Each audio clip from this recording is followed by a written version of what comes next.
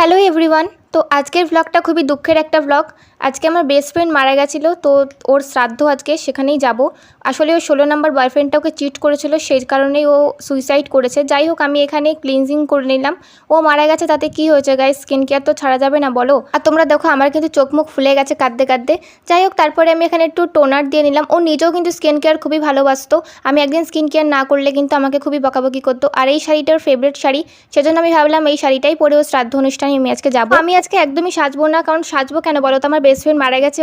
ওটা কি কোনো বিয়ে বাড়ি বলো তো যে আমি সেজেগুজে যাবো? কিন্তু ও কিন্তু সাজগোজ খুবই পছন্দ করতো, তাই জন্য আমি এখানে একটু ব্লাশ দিয়ে নিলাম। ও আমাকে বলতো যে আমার গালে ব্লাশটা খুব মানায়, সেজন্য আমি ওর স্মৃতিতে একটু ব্লাশ দিয়ে নিলাম, যাতে ও ওপর থেকে দেখে আমাকে একটু শান্তি পায়। আর ও কিন্তু একবার ইয়ার্কি করে হোক কি যাই করে হোক বলেছিল যে ও মারা গেলে ও বিরিয়ানি খাওয়াবে আমাদেরকে। আমরা বলেছিলাম ভাই তুই কোনোদিন মরে টরে গেলে বিরিয়ানি খাওয়াস, আর তোর শ্রাদ্ধতে বিরিয়ানি রাখিস। তো আমি আজকে ফোন